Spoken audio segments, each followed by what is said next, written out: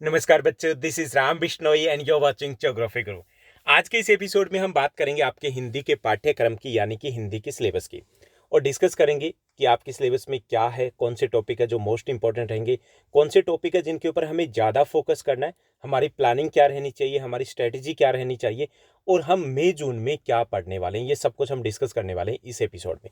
तो सबसे पहले हम बात करते हैं आपके पाठ्यक्रम की, जिसको आप सीबीएसई के ऑफिशियल वेबसाइट, यानी कि जो सीबीएसई की एकेडमिक वेबसाइट है, वहाँ से आप डाउनलोड कर सकते हो। लेकिन जब आप डाउनलोड करोगे लेटेस्ट सिलेबस को, जो कि 2021-22 के लिए, उसके ऊपर अभी भी लिखा आ रहा है 2020-21, जो कि एक टाइपिंग एरर है। ओके, ये आपका सिलेबस है वो अपडेटेड सिलेबस है, लेकिन यहाँ पे टाइपिंग एरर के कारण अभी भी 2020-21 ही लिखा हुआ आ रहा है। तो आपका जो प्रश्न पत्र होता है हिंदी का, उसमें दो भाग दिए होते हैं, खंड ए और खंड ब, यानी कि आप पार्ट ए कह सकते हो और पार्ट बी कह सकते हो। तो ये पार्ट ए और जो बी है, उसमें से पार्ट ए जो रहता है, उसमें सभी क्वेश्चंस आपके जो रहेंगे वो एमसीक्यू रहेंगे, यानी कि मल्टीपल चॉइस क्वेश्चंस रहेंगे, बहुविकल्पीय प्रश्न रहेंगे, जिसपे आपके पास चॉइसेस रहेगी। और इसमें खंड ए में टोटल आपके पास 53 क्वेश्चंस दिए होंगे, जिसमें से आपको 40 के आंसर देने, यानी कि यहाँ पर भी आपको बहुत सारी इंटरनल चॉइसेस मिलने वाली है, यानी मार्क्स कटने की संभावनाएं आपके बहुत कम हो जाती है अगर आपने थोड़ी सी प्लानिंग के साथ तैयारी करोगे तो। उसके बाद जो खंड ब रहेगा, पार्ट बी रहेगा, उसमें वर्णनात्मक प्रश्न रहेंगे, जो कि आपकी दोनों बुक जो दी गई है उन पर आधारित रहेंगे। तो चलिए हम देखते हैं कि आपके क्या क्या रहेगा, कितना वेटेज रहेगा, वो सब कुछ ही हम डिस्कस करेंगे। तो सबसे पहले आपका जो प्रश्न रहेगा, आपके क्वेश्चन पेपर के अकॉर्डिंग हम बात करें तो इसमें आपके अपठित गद्यांश और अपठित काव्यांश रहेंगे। दोनों 5 मार्क्स के रहेंगे, टोटल वेटेज है वो 10 मार्क्स की रहेगी। एक अपठित जो गद्यांश रहेगा वो 150 से 200 शब्दों का रहेगा। उसके बारे में आप 9th क्लास में परिचित हो चुके हैं कि अपठित गद्यांश मतलब वो भाग जो आपने पहले ना पढ़ा हो। तो इसकी कोई स्पेसिफिक तैयारी तो हो नहीं सकती कि आपने जब पढ़ा ही नहीं है इस टाइप का एक गद्यांश आएगा, लेकिन आप कुछ स्ट्रेटेजी को लेकर के चल सकते हो कि आपका अपठित गद्यांश है तो उसका प्रश्नों का उत्तर कैसे देना है, आपको किस तरीके से उनको हल करना है, जो कि हमने ऑलरेडी डिस्कस कर चुके हैं। आप प्लेलिस्ट में जा सकते हो, वहाँ पर आपको हिंदी की प्लेलिस्ट मिलेगी, तो वहाँ पर हमने डिस्कस किया कि इस प्रकार से आप अपठित गद्यांश या काव्यांश को हल करोगे। तो ये आपका जो अपठित गद्यांश या काव्यांश होता है, इसके प्रश्नों के हल जो होते हैं वो बड़े आसान से होते हैं क्योंकि एमसीक्यू है। लेकिन कई बार हम जल्दबाजी में मिस्टेक कर देते हैं, गलतियां कर देते हैं, वहाँ पर हमें ये ध्यान रखना कि हम सबसे पहले करें, ताकि हम लास्ट में करते हैं तो गलतियों की संभावना कम हो सके। इसी प्रकार से आपका इस पहला जो प्रश्न होगा उसका ब भाग होगा, वो होगा अपठित काव्यांश होगा, और इसमें भी 150 से 200 शब्दों में ये दिया होगा। इस पर भी हमारे 5 यानी कि 5 एमसीक्यू क्वेश्चंस रहेंगे, जिनको हमें सॉल्व करना है, आंसर देना है उनके। उसके बाद जो आपका दूसरा प्रश्न रहेगा आपका हिंदी में, वो रहेगा व्याकरण के लिए निर्धारित विषयों पर, जो आपके 4 टॉपिक दिए हुए हैं। कितने हैं? सिर्फ 4 टॉपिक है, बेहद आसान से 4 टॉपिक है आपके क्लास 10th की व्याकरण में। और उन 4 टॉपिक पर बेस्ड हमारे 16 मार्क्स के क्वेश्चन होंगे। टोटल आपके 20 क्वेश्चन दिए जाएंगे, यानी कि एक टॉपिक से रिलेटेड 5 क्वेश्चन होंगे, उनमें से हमें करने कोई 4 क्वेश्चन। ओके, तो टोटल हो जाएंगे हमारे 16 मार्क्स। इसमें कौन कौन से टॉपिक है ये देख लेते हैं।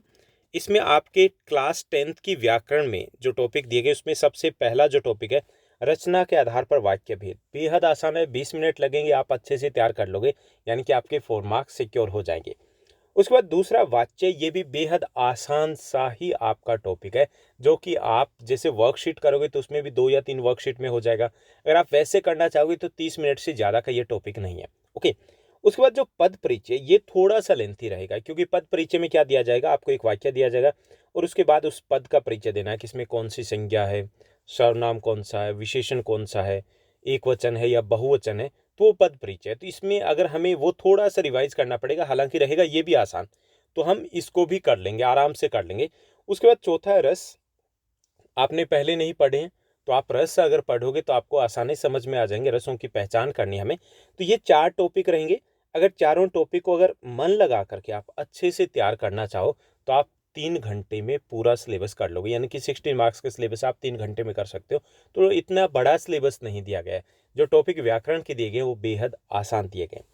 उसके बाद हम पाठ्य पुस्तक क्षितिज भाग 2 की बात करें तो यहाँ से भी आपको कुछ एमसीक्यू टाइप क्वेश्चंस मिलेंगे। तो इसमें गद्य खंड से आपका 7 मार्क्स का रहेगा और पद्य खंड से भी, काव्य खंड से भी आपका 7 मार्क्स का रहेगा। तो गद्य खंड में 7 मार्क्स का रहेगा, उसमें 5 जो क्वेश्चन होंगे वो होंगे क्षितिज से निर्धारित जो पार्ट है उनमें गद्यांश के आधार पर विषय वस्तु का बोध किया जाएगा, यानी कि एक गद्यांश दिया जाएगा, जैसे कि आपने अपठित गद्यांश दिया है लेकिन ये पठित गद्यांश होगा। उस पर आधारित 5 आपके बहुविकल्पीय प्रश्न दिए होंगे जिनको आपको हल करना है। ऐसी आपके जो उच्च चिंतन क्षमता है, अभिव्यक्ति है, उसका आकलन करने के लिए 2 बहुविकल्पीय प्रश्न भी दिए जाएंगे, क्योंकि यहाँ पे आपकी हाई ऑर्डर थिंकिंग स्किल्स है उसको जज किया जाएगा। तो ये जो प्रश्न होंगे, जैसे पाठ से आपने क्या समझा, क्या संदेश मिलता है, इस टाइप के जो प्रश्न है वो रहेंगे आपके 2, यानी कि टोटल 7 मार्क्स के MCQs यहाँ वो रहने वाले हैं। उसी तरीके से काव्य खंड है, वहाँ पर भी आपका 7 मार्क्स के MCQs रहेंगे पार्ट ए में।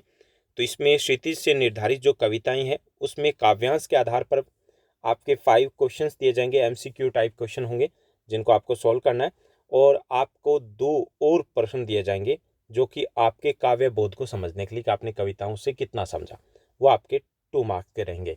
यानी कि आपके 7 + 7 14 मार्क्स के आपकी टेक्स्ट बुक से प्रश्न रहेंगे MCQ टाइप। ओके, यानी कि आपके 14 के यहाँ हो गए, 16 का ग्रामर हो गया, आपके टोटल हो जाते 30, और प्लस आपने जो अपठित गद्यांश किए हैं, तो ये आपका टोटल आपका लगभग 40 मार्क्स के आसपास का सिलेबस है जो आपका रहने वाला है MCQ टाइप। ओके, यानी कि ये टाइम कंज्यूमिंग नहीं रहेगा। 10th क्लास में जो पैटर्न आपका रहेगा तो आप आसानी से कर सकते हो, 40 मार्क्स के प्रश्नों को आप 40 मिनट्स में कर सकते हो। उसके बाद हम पार्ट बी की बात करें, पार्ट बी में क्या रहेगा? पार्ट बी में आपके क्षितिज भाग 2 और आपकी जो पूरक पाठ्य पुस्तक है कृतिका भाग 2, उस पर आधारित प्रश्न रहेंगे।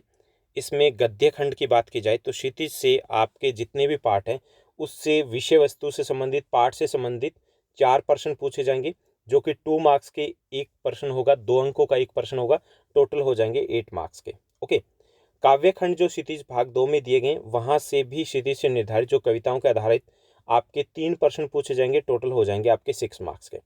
कृतिका पर आधारित अगर प्रश्नों की बात की जाए तो यहाँ से आपके 2 प्रश्न पूछे जाएंगे जो कि आपके 3 मार्क्स के रहेंगे, एक प्रश्न, टोटल हो जाते हैं आपके 6 मार्क्स के, यानी कि ये आपके हो गए टोटल 20 मार्क्स के।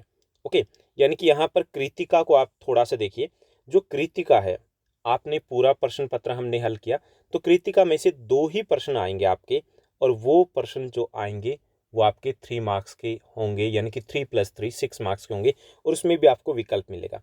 तो यहाँ पर हमें ये ध्यान रखना है कि कहीं ये ना हो कि हम कृतिका की वर्कशीट करते जाएं, कृतिका पर फोकस करते रहें, तो इसमें ऐसा नहीं है। इंपॉर्टेंट टॉपिक्स करोगे, उनकी अगर आपने समरी कर ली है तो बहुत है, आप प्रश्नों को हल कर पाओगे, क्योंकि यहाँ पर आपको ऑप्शन भी मिलने वाले हैं। ठीक है, तो ये हमें प्लानिंग के साथ रहना है कि कहीं आपको लगे कि नहीं हमें कृतिका के ऊपर भी इतना ही फोकस करना है। हमारा जो फोकस रहना चाहिए वो क्षितिज के ऊपर रहना चाहिए, चाहे वो काव्य खंड है या फिर वो गद्य खंड है। लेखन की अगर बात करें, जो आपके इंग्लिश में राइटिंग स्किल्स होती है, ऐसे ही यहाँ पर भी दिए गए। तो यहाँ पर लेखन में हमारे पास जो रहेगा 5 मार्क्स के 4 टॉपिक्स हमारे पास रहने वाले हैं, 5 मार्क्स ईच रहेंगे। जैसे पहला जो आपका रहेगा अनुच्छेद लेखन रहेगा। ओके, 80 से 100 शब्दों में, 80 से 100 शब्द आसानी से हो जाते हैं। तो इसमें हमें अगर थोड़ा सा भी पता है किसी विषय के ऊपर तो हम आसानी से कर पाएंगे। अब ये जो आपका 80 से 100 शब्दों में अनुच्छेद लेखन रहेगा, वो रहेगा समसामयिक और व्यवहारिक जीवन से जुड़े हुए विषयों के ऊपर। ओके, इसमें 3 विषय दिए होंगे और उनमें से एक करना है। अब एक कौन सा रहेगा? इस बार आपका एक विषय रहेगा कोरोना और आपकी पढ़ाई, कोरोना और बेरोजगारी, कोरोना और निर्धनता, ऑनलाइन पढ़ाई के लाभ। इस टाइप के विषय जो हमने एक वीडियो में डिस्कस किया कि कौन से हैं विषय हैं जो आने वाले टाइम में 2 या 3 वर्षों तक सबसे इंपॉर्टेंट रहने वाले हैं। तो यहाँ पर 100% जो हमने विषय वहाँ पर डिस्कस किए, 5 आपको विषय बताए गए, तो उन्हीं में से एक विषय आपका हो जाएगा, यानी कि बड़े आसान तरीके से आप इनको कर सकते हो, श्योर कर सकते हो कि वही विषय, वही टॉपिक आपके एग्जाम में पूछे जाने वाले हैं अनुच्छेद लेखन में। ओके, उसके बाद आपके औपचारिक और अनौपचारिक पत्र दिए गए। इसमें से किसी एक विषय पर आपको एक पत्र लिखना है जो कि 5 मार्क्स का रहेगा। इसमें अगर आपको फॉर्मेट अच्छे से पता है तो आपके हाफ मार्क्स यानी कि 2.5 मार्क्स तो वैसे ही मिल जाएंगे, और ये भी एक आसान सा टॉपिक होता है, तो ये आपका रहेगा। इसके साथ साथ आपका विज्ञापन लेखन रहेगा, 20 से 50 शब्दों में, 25 से 50 शब्दों में विज्ञापन लेखन है। इसका एक पैटर्न हम डिस्कस करेंगे, तो उतने में हो जाएगी, यानी कि हमें पैटर्न पता होना चाहिए, उसके बाद हम विज्ञापन लेखन कर देंगे, क्योंकि इसमें जैसे हम विज्ञापन देखते हैं उसी टाइप से हमें अट्रैक्टिव कुछ वर्ड्स यूज करने होते हैं, कुछ हमें नियमों का ध्यान रखना होता है, तो हम इसको कर सकते हैं आसानी से। यानी कि यहाँ पर इसकी जब प्रिपरेशन की बात आती है तो आप यहाँ पर अगर 10 मिनट भी लगाते हो, 10 मिनट में आपका ये टॉपिक तैयार हो जाता है। अगर हम औपचारिक अनौपचारिक विषय पर आधारित अगर पत्रों की बात करें, तो ये आप 1 घंटे में, मैक्सिमम 1 घंटे में आप दोनों तैयार कर सकते हो। इन विषयों की बात की जाए कि कैसे लिखा जाता है, तो 1 से 2 घंटे अगर लगाते हो, मान लीजिए 2 घंटे लगाते हो, तो हमारे ये जो लेखन का है, इस बार का दिया 4 घंटे का सिलेबस है टोटल। आप पूरी हिंदी को अगर सीरियसली लेके चलोगे, आप बोर्ड एग्जाम के अकॉर्डिंग भी तैयारी करो कि नहीं मुझे बोर्ड एग्जाम देने हैं किसी भी तरीके से, तो आप अगर 20 डेज तक अच्छे से पढ़ लेते हो, तो आप बोर्ड एग्जाम की आपकी प्रिपरेशन हो जाती है। बेहद आसान है हिंदी, यानी ऐसा कुछ है ही नहीं जिसके ऊपर आपको फोकस करना पड़े। और बहुत ज़्यादा स्कोरिंग भी है, स्कोरिंग इस वे में कि आप अच्छे से स्कोर कर सकते हो। थोड़ा सा आपने अगर फोकस किया तो आप 95 से 100 के बीच में स्कोर कर सकते हो। ओके, उसके बाद जो आपका फोर्थ यहाँ पर रहेगा टॉपिक, वो रहेगा संदेश लेखन का। जैसे आप शुभकामना की, जो कोई भी त्योहार है या विशेष अवसर है उनके ऊपर देते हो, जैसे कि किसी का बर्थडे है या इस प्रकार के जो संदेश लेखन है 30 से 40 शब्दों में वो लिखना है। तो इसका भी हमें फॉर्मेट पता होना चाहिए, ये हमें पता है ऑलरेडी कि हमें कैसे लिखना है। तो ये आपका 5 मार्क्स का रहेगा, तो टोटल 20 मार्क्स का यहाँ पर आपका लेखन का भाग रहेगा। तो ये आपका रहेगा टोटल 80 मार्क्स का, जिसमें हमें फोकस करना है क्षितिज के ऊपर।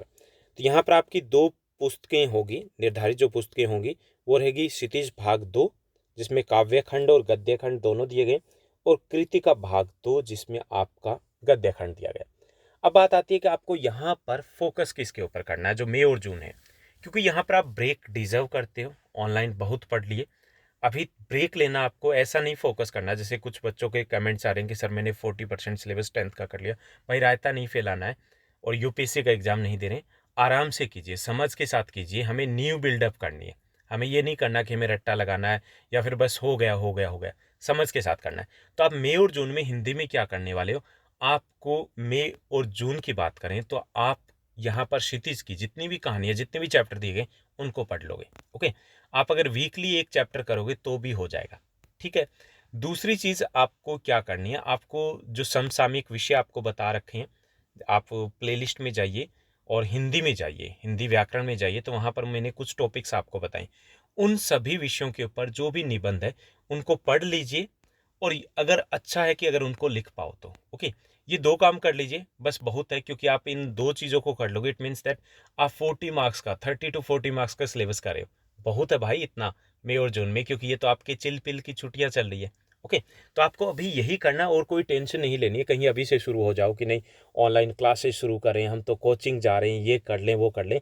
तो ऐसा वैसा कुछ भी नहीं करना आपको। क्लियर?